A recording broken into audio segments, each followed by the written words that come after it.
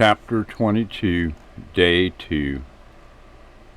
I got up early that second day on Kepler E, and I did my examination of the bison droppings, not from far from the ship though, and found old and new piles. The older ones and the newer ones had basically what you would see in any field back on Earth. There were only one or two bugs I never really seen before, but I noticed on the fresh piles there weren't no flies. So I took some pictures and samples, and then when I got back, Amy was still cleaning inside. I looked in a locker and found our sea rats. We had some stashed in there. They were from the 50s, so I figured I could probably cook the beef slices and heat them up on a wood fire outside. And in these rations were cigarettes, desserts, toilet paper, coffee, sugar. And so that was my next chore. We were kind of tired of eating deviled ham, beef jerky, tuna fish in vacuum packs, bananas, stuff like that. These were things that you could eat safely in a microgravity environment without too many particles floating around. Our drinks were being cooled in our fridge, but now in the gravity field of this planet we could now make ice, and that was going to be a great treat. Today's meal would be like a banquet after all those meals. There was even fruit cocktail in cans.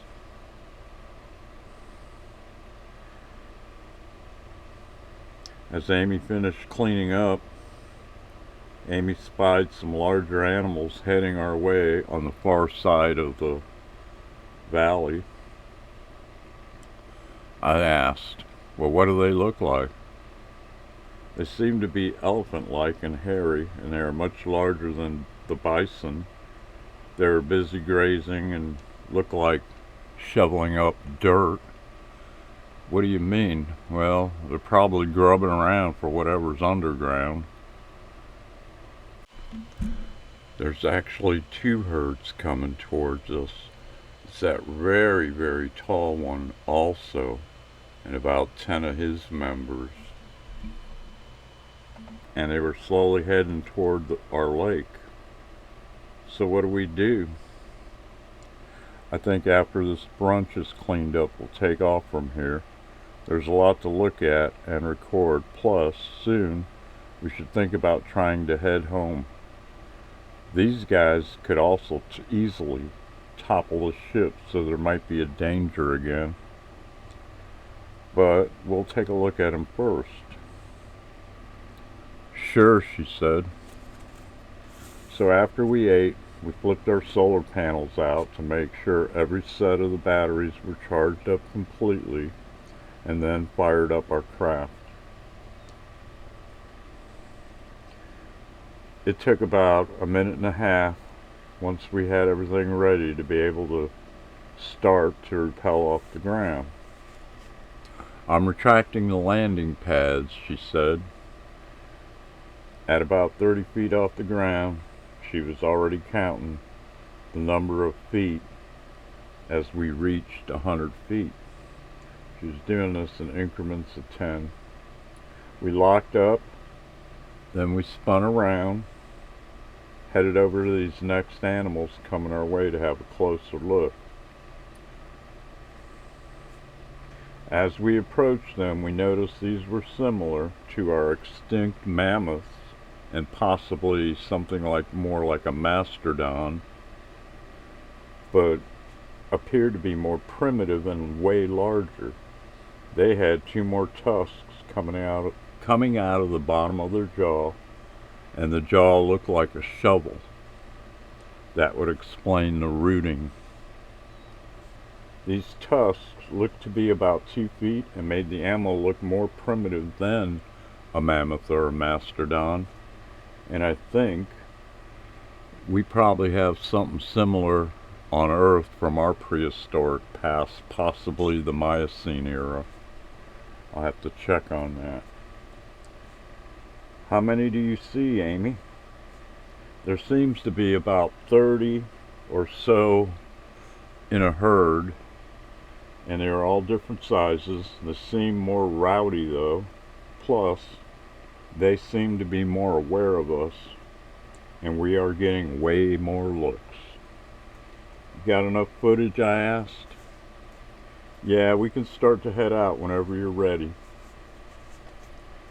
Soon I started ascending higher to about an altitude of 300 feet and punched it forward in an easterly direction as we transversed miles in seconds. We were heading towards the mountain range, and soon we would be over the coast as we remembered. The range had many glaciers, as did almost all of the mountain ranges we had seen from orbit where there could be glaciers. I guess it was a compensation for the smaller ice caps. Amy asked, so what is our main objective? Structures? Yes, you would think we would see something here too, because these two planets were kind of close to each other in their orbits, and it would make sense. But I haven't seen anything yet, even when we orbited. I know that Kepler F is gonna soon eclipse this planet, and I don't know if it'll have a tidal effect, but it might be kind of interesting to know. She then asked, we're not going to stick around long enough to find out, are we? Probably not, I said. We need to go soon. The timeline on Earth is going to advance even more the longer we stay here. It might not be too critical, but I'm not sure how much per day exactly. We're just learning all this, so the sooner we leave, the sooner we'll know more. The one thing we don't know about are what the seasons are, or how they change, or how drastic. We know there are ice caps, there's glaciers, forests, deserts, tropical, subtropical. There must be seasonal changes, at least in the temperate zones, but that'll take time, and we're not going to hang out long enough for that, but that would take some studying. Are you getting anything on the radio? I asked. No, nothing. Not one thing. Okay, I'm going to start to climb. I have to probably get to about 30,000 feet or so just to be sure that we clear those mountains. It's starting to get a little colder now as we rise in elevation, and our heater kicked in.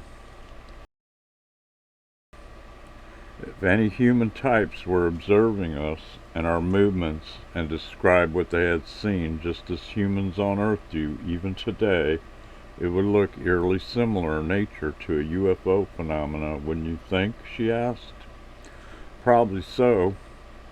They weren't as advanced, but if they are here and advanced, we would have known by now, so I figured they would have even a more primitive, mythical viewpoint of us. That is, if anyone is here to do so. We proceeded on for a while, both of us now quiet and content, to just watch the scenery unfold beneath us, with the wonders of nature here we never thought of. This side of the mountain range, as we cleared it, was as beautiful as our camp spot was, with giant trees and scrub brush on higher elevations on the mountains. There were rivers, creeks, emanating from many gulches and mountainous headwaters. It was just as grand as Earth had been in the past, but bigger physically and in a way that was unique unto itself. And it was all brand new to us. We were viewing the next valley when Amy brought us out of our contentment. "Look over there, more animal herds." And there was more than one type. "Let's take a look," I said. "These animals definitely look like the mammals from our Stone Age, but with little variations." But they were so close. If there are any human types, they should be here somewhere too, or along the coast, I would think. So we lowered our altitude and cruised north and south along the foothills to see, changing our course now and then. Amy did most of the watching, and I watched the screens that were more relevant as we were flying, and I was controlling the ship manually. "Stop! Over there, look!" There was a mass of reddish-brown hair bunched up and stalking part of a herd of a camel-like creature, just like lions or bears would do, using the grass and the scrub brush as cover. I had to get closer and have a good look. We were unnoticeable above them and quiet, which was an advantage. As I got within 100 feet or so behind the creature, it then sensed us and suddenly reared up, turned, and growled at us. Although at this point we couldn't hear it, we were enclosed. It looked like a short-faced bear from our past, but with those familiar saber teeth of our extinct cats. "Wow," Amy blurted. "That's scary. And here we are without one weapon, walking around like nothing's wrong." By now the prey's seen it and us and started to stampede away. That herd set off the other herds. We rose up and backed off. The predator turned and ran, headed in a different direction, away from the prey and us. "Well, now we know, don't we?" she said. "Hell yeah, we have to be way more careful." "Definitely," she stated. "Do you think there are way more types of larger predators?" "I would think so, but this planet is so large compared to Earth that there's probably more, but they're spread out and hiding, and we're not going to see them as often. But, as on Earth, I could be wrong though. It's too early to know for sure. This would be a place to come back to for a closer, more comprehensive examination in the future." "So what can our future offer now?" she asked. "Unlimited options." "You're right. All the resources that Earth would ever need are even just in our solar system. What if we find living people? What would we do? How do we handle that?" "Good question. I'm actually not sure." "Well, right now, just scanning and doing what we're doing is more than enough to think about. If something like that happens, we'll have to figure it out later." There was so much land to look at, oceans, lakes. It was incredible, and much of it alien to us, and some similar to what we were used to, but all of it more beautiful than anything we had ever seen in our lives. We were headed due east, as far as I could tell. We had to reduce our elevation several times because of the sheer drop-offs as we approached sea level again, running through different small valleys. We were both leery about setting down for the night, so we decided to lock up higher off the ground this time, at least when we were ready to sleep. And it wouldn't be a long sleep, more like a nap, just to rest. I have great faith in our capabilities, and that would be safer now, as we have witnessed at least one giant predatory animal on the ground. That bear was larger than any on Earth, more like double the size of a polar bear, maybe even a little bigger. We had traveled several thousand miles and we were very near the coast. We could see it when we finally did stop and then hovered before ascending to a higher elevation. We would only have about 4 hours till daylight again, and that was long enough. When we woke, we dropped back down and scanned the area with our meager equipment to see what was below us. Then what we seen in the early morning light was simply amazing once again. We were stunned. It was as if we went back in time to the end of the Pleistocene age, the ice age of our past, or thereabout. It would take a few variations of the creatures here for them to be indistinguishable.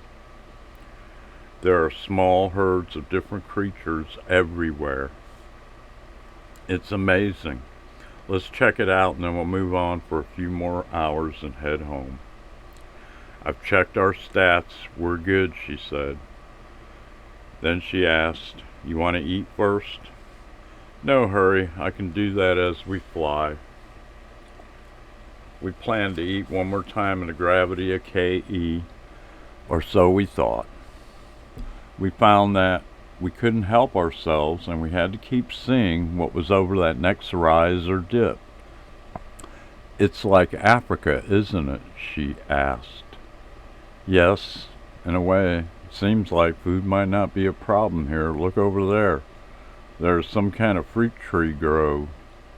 "I like it here. Horses should work here, yes?" she asked. She was answering herself as she asked. I had to giggle. "Yes, as long as you have protection, horses would be great.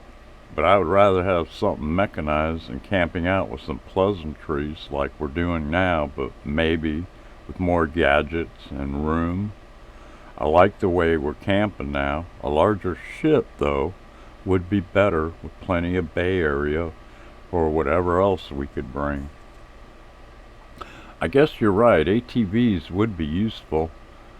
"We need a bigger ship then?" she asked. "Yep, a mothership would be great. There would also be much more logistics to figure out and way more comfort would be nice." "Are you already thinking of a future endeavor?" she asked. "Of course. There wouldn't be anything that would be impossible now, would there?" As we passed over the coast and started to cross a small ocean, we ate. This was a large planet about twice Earth's circumference. We looked at everything we could, but still no sign of intelligent life. We had seen some marine life, a large marine mammal, and what we thought was some larger, basically predatory marine life, but no human-like signs so far, or buildings, or anything that you would consider would be the same as Kepler F, or same on Kepler F. You could spend years here and never see the entire biosphere. We both loved what we were doing and discovering now, and it was so interesting. Who would have known that life was so abundant in just this one solar system? We would rise up to an extreme altitude just to see where our position was in comparison of what we saw in orbit. Then we might or might not begin a change in our course to avoid too much redundancy in what we were viewing. We would often change our course and understand the most interesting geologic areas that we could distinguish. Every now and then we zigzagged as we went, trying to see everything that we could, or everything that caught our eye. Amy had wanted to learn how to fly also, so I trained her to do so on manual override. That way I could take a break and relax and watch the scene more intently. And we talked about all the possibilities, theories, and a future that we had, and that would be to return and still try to fix Earth. and its problems. We both miss those we loved and would like to see again. There were many questions we tried to answer, and those had to do with our responsibilities to our fellow men back on Earth. And it was all related to what we had as far as our new technology. We realized one thing, that was, if our crew wasn't listening or could hear us, then we might be in serious danger, because no one would tell the media or the world that what was re-entering Earth's atmosphere was us and benign. So friendly fire again was one of those concerns. The question was, would they believe us or even hear us on the radio? We used this to stay a bit longer, talking ourselves into another hour or two, which turned into 10 or more as we viewed the world below us. It was mesmerizing. It would always become exhausting, even with both of us flying, and we would have to sleep once again. And so we did. We got caught up in this world, wanting to see it all. When it got dark, we locked up and hovered about 200 feet above the ground at this time. When we woke up a few hours later, we were close to our departure time that we finally totally agreed on. We might only spend another day here, and it was only now becoming to feel too normal to be here, and inviting and fresh. It's like wearing new clothes and shoes. It was starting to feel too good. The more we saw this planet, the more we liked it. "I've been thinking," she said, "should we even let the world know of this pristine planet or of the dead one?" I've thought about that for a day or two. What would they do is the question. We would be responsible for giving them access. I guess we'll see what they do with this gift that we have to offer first. It is something to really think about. "I wonder if the crew is still there, if the shop is still there," she asked. "I'm sure they are, and it depends if they are listening when we send a message. But they may have given up and continued with a new craft to introduce to the public, and are now long gone, and we are forgotten. Who knows?" She made a good point. I added that a demonstration in our airspace, if it was introduced in the same manner planned, would do it anyway. And I guess it all depends on what the state of things are in politics and our environment, and if we needed to even demonstrate it anymore. Time had gone by now, and it may be more years than I think or can figure right now, and the boys and the crew may have moved on and already done what we were supposed to do. We need to complete the trip for a good baseline, though. After all, we have to go home sooner or later. By the time we get home, the can might be an antique. We watched the sunset, then the stars for a while. Then we went to sleep early so we could get up early and finish scanning and filming what we witnessed. Amy woke to see me at the communications station, the one she occupied mostly. I was viewing our logs that were on video. I checked the available space in them. We still had plenty. Amy woke soon after me, came up the ladder. Said, "Good morning, my love. Did you find what you needed to know?" "Yes, I did, or at least as much as I could." "Do you want to eat?" she asked. "Sure. You making it?" "I will in a couple of minutes after you fill me in on what happened when we passed the light barrier." traveling across the barrier with the speed that we achieved so fast it only looks like we froze at that point along with time.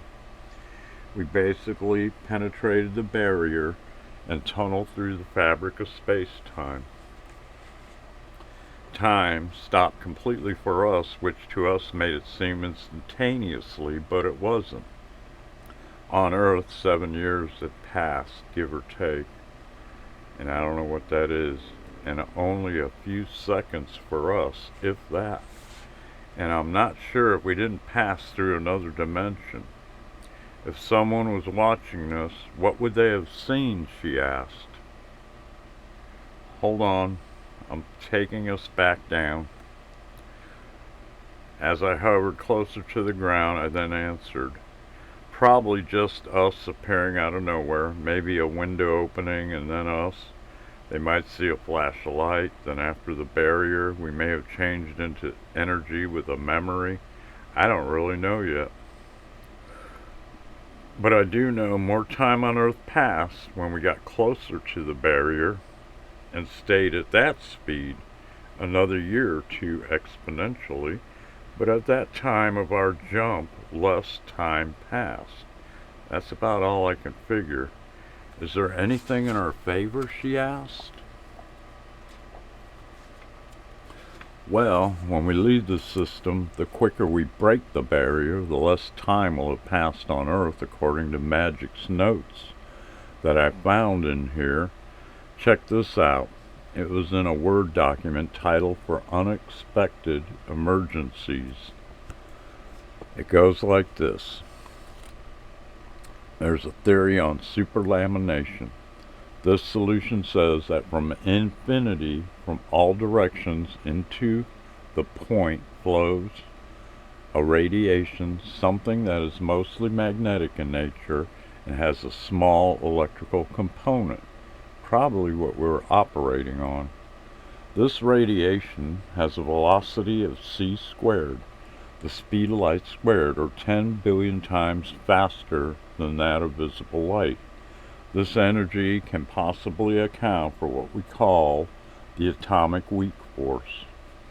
This may also help explain why both Tesla and I have calculated propagation velocities faster than the speed of light in our experiments, when normal propagation velocities are expected to average around 85% the speed of light.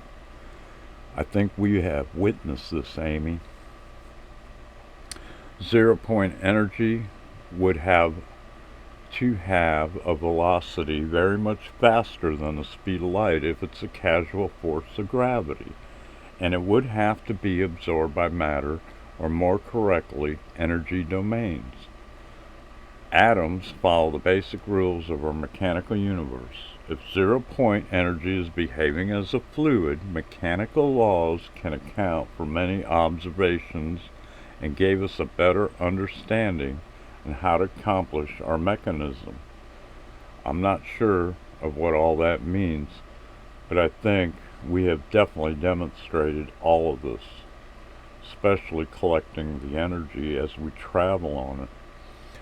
If you ever seen an infrared, I believe it was infrared, picture of our universe, all the matter in the universe is connected by filaments, and those filaments are energy. And apparently we've been using those pathways, or a pathway, to get from Earth to here, and it's a good one. A lot of energy. So this theory would account for breaking the barrier. We proved the hypothesis without any other proofs. I guess sometimes faith is all you need, and here we are. Okay, so how much time will it pass till we get back according to your schedule? You're not going to like this, but about 15 or 16 years, maybe more, and every day we stay here, approximately 3 to 4 years, or till we travel back again. What do you mean? Is there any way to fix that? only if we can travel through time backwards, and the only way to possibly do that maybe is if we can double our original speed, c squared, and that might be possible, but I'm not sure. And we need to know if we can do that with the technology we have. We topped out, so here we are. But maybe it's because we got here before we could go any faster. Going back, if we floor it and start right away with the highest velocity we have, maybe we can beat that, or at least lower that value some. Well, at least we're still alive and won't run out of food, she said. Yep, that's a good thing. Thinking about all this, I don't know if it's possible, but in theory we could arrive a few hours or days after we left. If we could double up on our speed somehow, there would still be a great difference, but not as bad. And then we would be slightly younger than the crew, or rather they would have aged less, a lot less. Interesting concept, she said. It is, but we only have what we have to work with. There's no telling how much more power that would take, or if it's even possible yet. If we jump immediately, we save about 7 years or so. We shouldn't hesitate. We definitely won't replicate what happened on our first attempt, or basically the first failure of our computer that drug out many years back on Earth.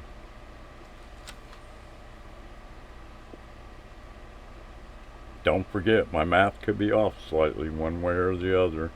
Math isn't my forte, and it's just a rough calculation that I did for now.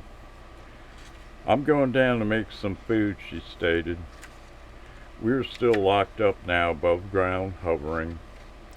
I went over to the navigation computer to see if everything was ready for later, and the information was constantly being updated since I did that as we moved around against the surface of the planet.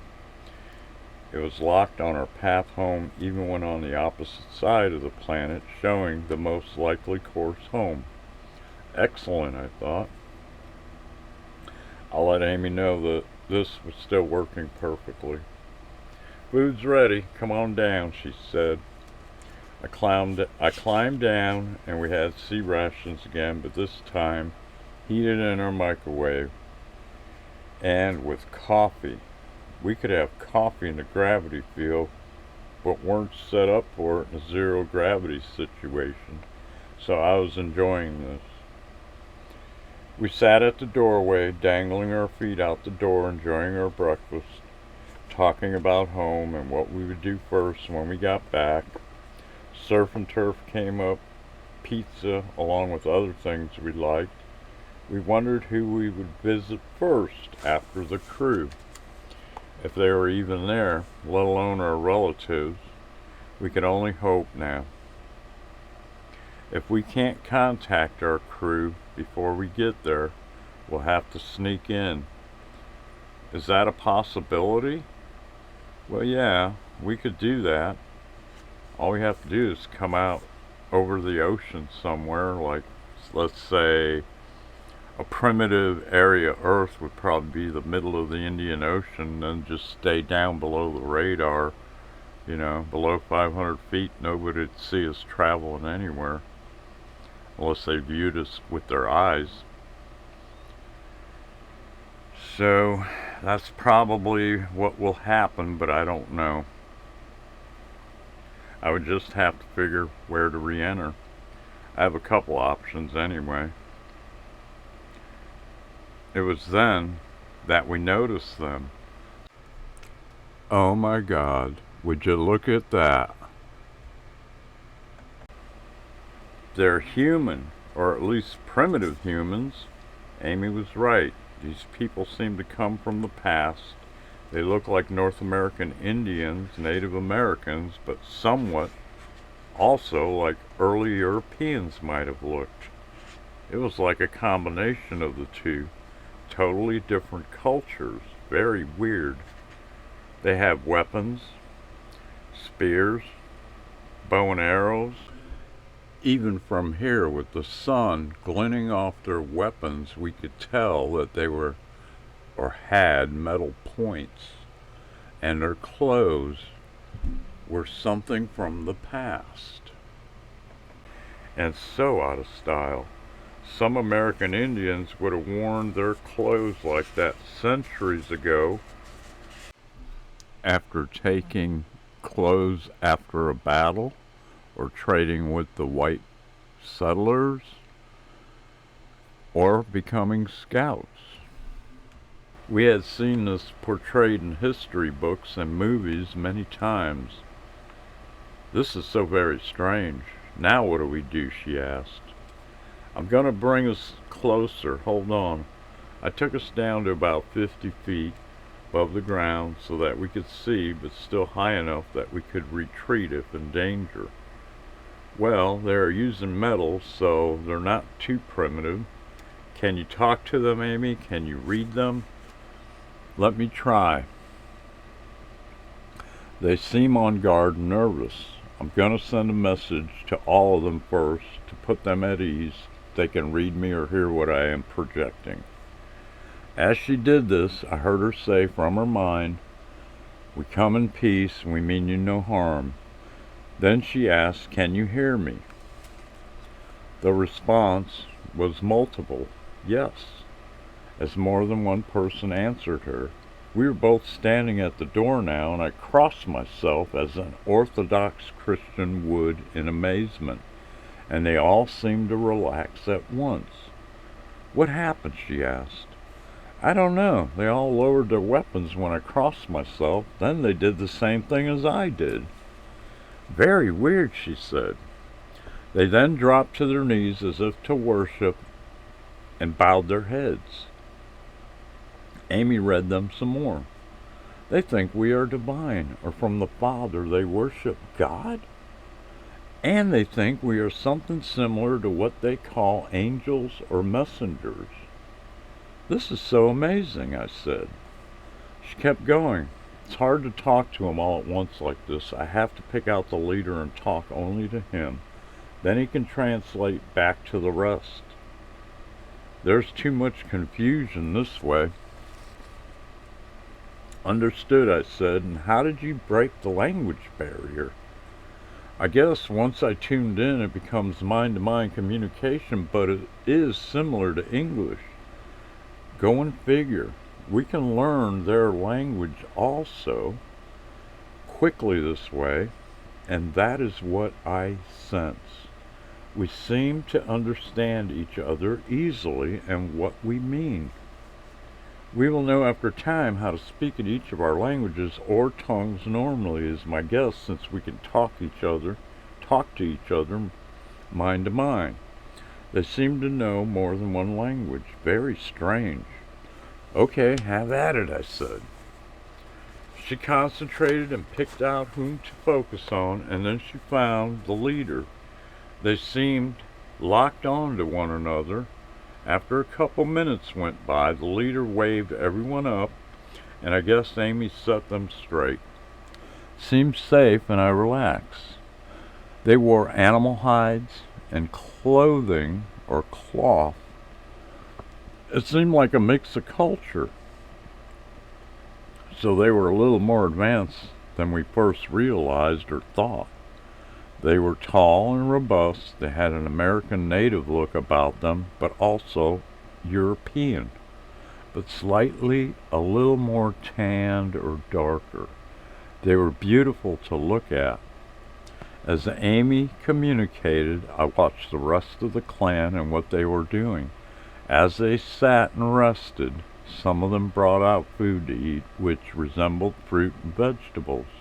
One took out of a small pack he carried, and from it he took out what looked to be jerky or meat of some type, while the women uncovered the baskets of berries and what looked to me to be nuts. They shared these supplies with each other. The group consisted of 2 women and 11 men. As they watched us and ate, they appeared to be a hunting party, and it very much seemed they were foraging for their supplies, vegetables, berries, including more meat. Amy was sitting at her doorway, cross-legged and in a yoga position, as was the leader, but on the ground. About an hour passed when Amy stood up and spoke. "We can land. They are benevolent. They want an up-close greeting, and you are never going to believe what I found out."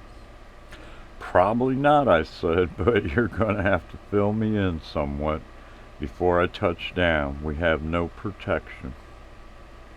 They have a high respect for human life. They haven't killed each other as we have in our wars or anger. There aren't any murders. They don't exist here. Not only that, but there's virtually no crime in their society other than childhood mischief." "Go on," I said. "They call themselves Croatoans.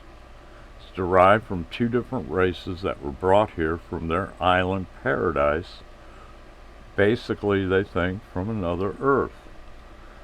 And that Earth was sinful and corrupt." She asked, "Have you ever heard of the Croatoans?" I then thought about the history I had written about in my history class for an assignment, an essay I had received an A- on, so I recited to her what I knew. The Croatoan Indians were part of the Carolinian Algonquin tribe, a southeastern designation of the greater Algonquin source. They were extinct as a tribe. They were one of the Carolina Algonquin peoples, numerous at the time. During the first English colonist encounter in the late 15th century on Roanoke Island is where they were encountered. That's where the colony set up. This is where a myth exists in history, where all of the colonial settlers disappeared and they left one clue scribed on a post: Croatoan. Nothing else of the colony was found, not one field, house, shed, nothing else, not even bones. It had become a legendary mystery of the past history of the early Americas. "What else have you picked up?" I asked. "Their history goes back 2 generations here in what they say is the New Eden.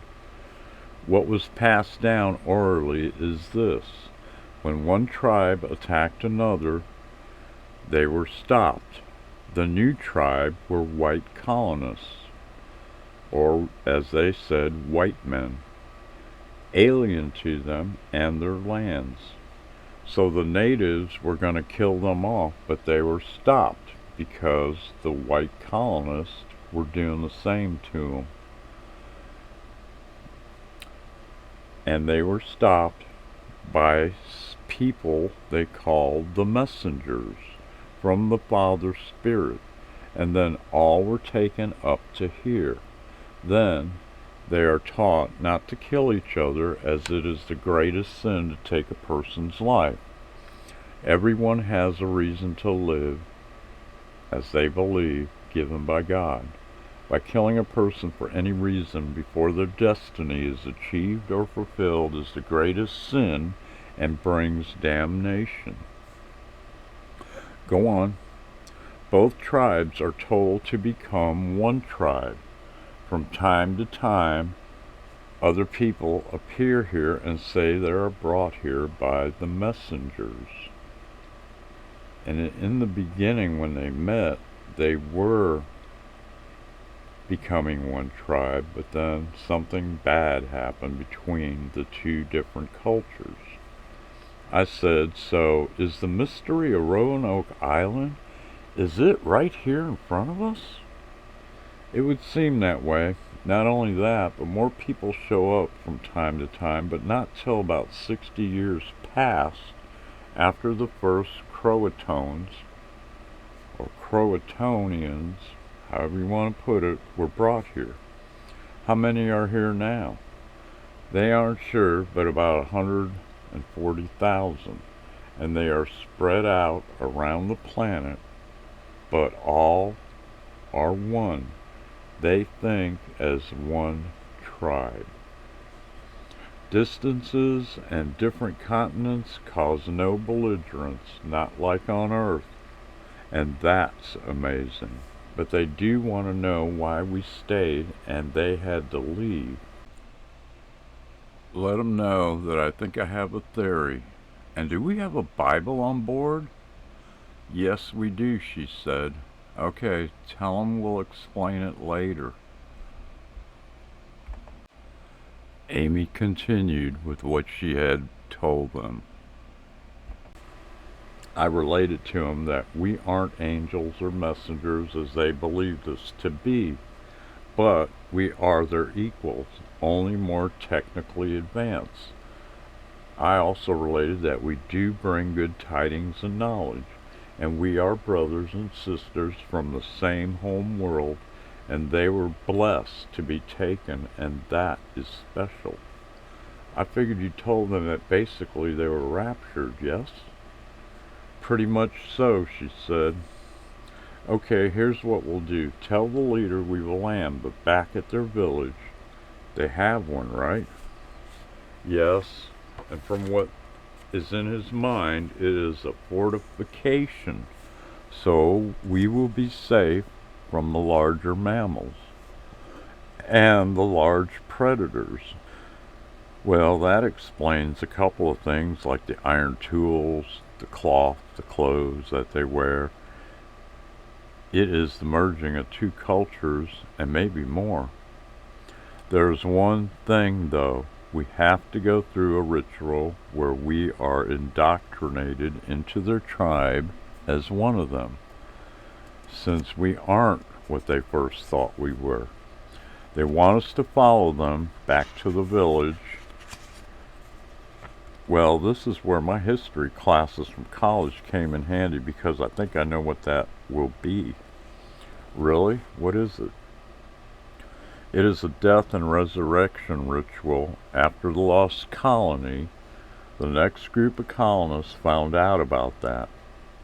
The leader, Captain John Smith, went through it when he was taken to one of the chiefs of the Algonquin Indian village. What it was, Powhatan. This is what they call it. This is where he meets Pocahontas, and another mystery about the ritual is documented. What is it, my love? She asked. From what I remember, it is that we have to be totally brave and confident because it wasn't clear if this was a mock ritual or real. So they must have actually killed people if they weren't accepted. So, if what you are telling me is true about these people, respect of life, then it must be a mock ritual, and we'll probably have to go through it to be accepted.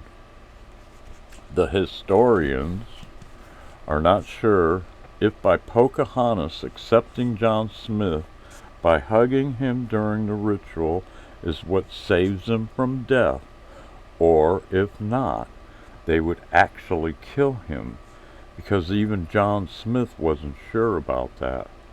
So what do you think we should do, she asked. You tell me, you're the mind reader here. She answered nervously.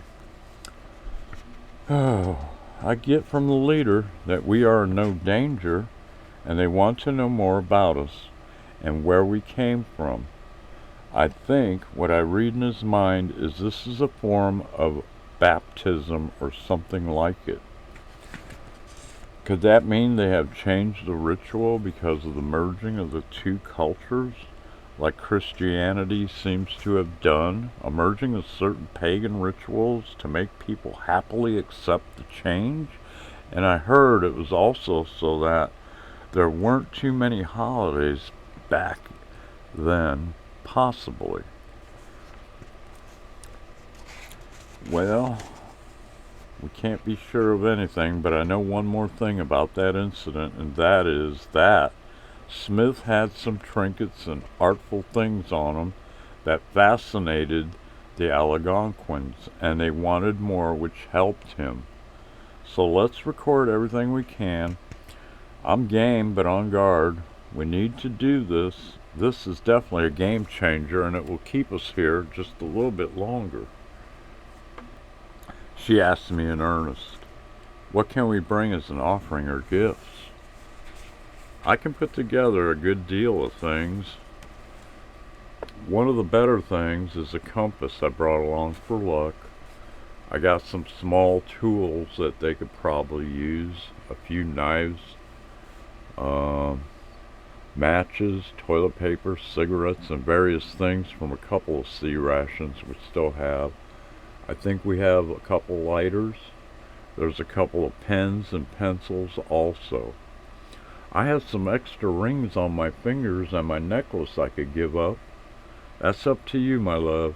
Those are even better, but you might want to give those to the chief or his wife. That would probably be more respected. What about our music? They might be fascinated by that, she said. We could try that, but carefully, mellow stuff at first. Maybe we'll stick to the more religious type stuff that was really beautiful. So she related to the leader of this group that we would follow them back to the tribe's village and land within their compound for safety, which placed us on their level as far as dangers and respect. This also showed us to be similar, vulnerable, and as normal as them. So she related to the leader, and we would follow them as they turned and headed to the opposite direction. I manned the controls and slowly followed them for several miles. We continued to talk, and we had much to consider. What do you think about this, Amy? What do you feel? We'll be okay, but sometimes I feel as if I'm still dreaming, but then I know that I'm not. I know that I'm not because there are all these emotions I'm feeling. Love, happiness, curiosity, some fear. It's all real. It's not fleeting or disjointed like in a dream. It's like a material and spiritual sense, a feel. It's the same way when you know an out-of-body experience is real and not a dream. Yes, I agree. I feel the same, I stated. We are on a mission of some sort. I can't figure it all out, though. I feel that what we are experiencing is something great, and we must gather all that we learn and share it. We had one mission to fix what's wrong with what's going on back home with our tech. But I feel that's not all. That's to this. There's more. Somehow this experience may help, but I'm not so sure about that anymore. There's still that question of how much to share of all of this. I agree, there's got to be more somehow that we haven't a clue about yet.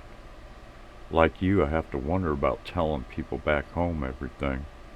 People from Earth, I mean, the greedy ones. They would put them at a disadvantage and surely would exploit them and their resources. You're falling in love with this place, aren't you? She asked. Yes, how could I not? I am too. We'll have time on the way home to decide, and we do know the past has a way of repeating itself, though.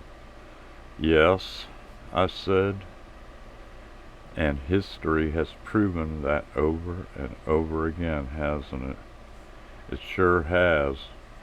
When an advanced culture meets a primitive culture, guess who wins? This is a planet with unlimited resources right now, unlike our home world. This might bring the vultures here, would it not? Of course it would. We need more information.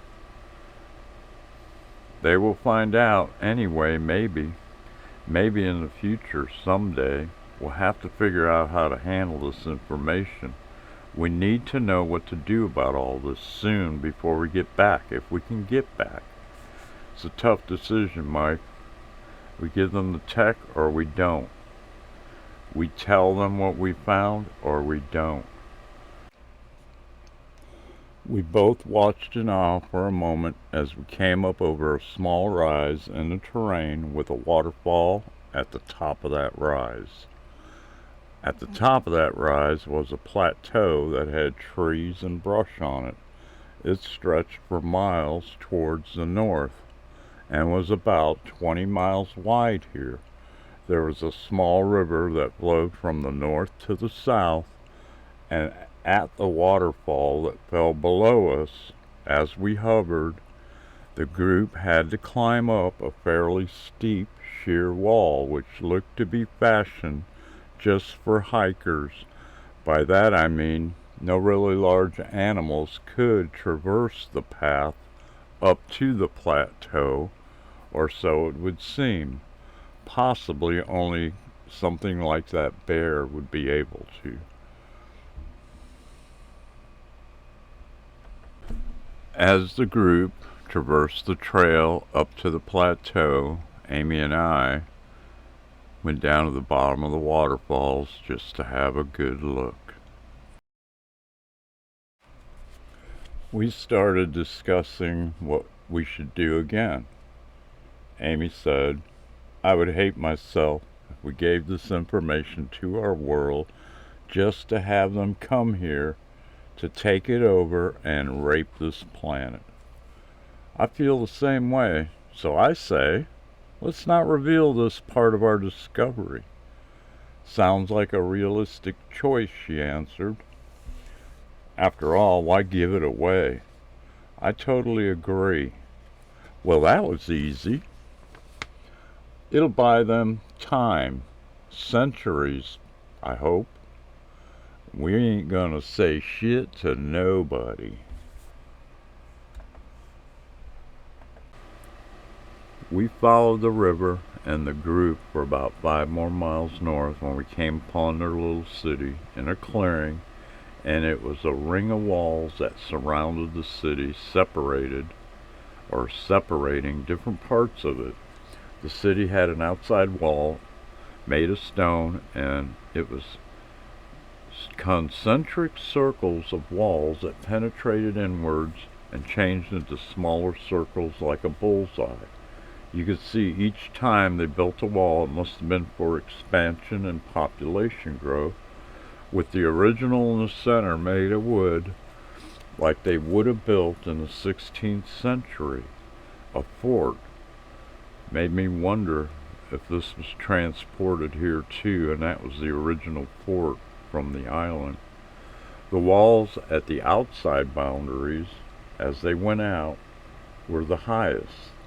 They were very high to keep out the large mammals and predators. Apparently they had domesticated the wolf dogs that were on this planet, and they looked kinda even bigger, like a dire wolf.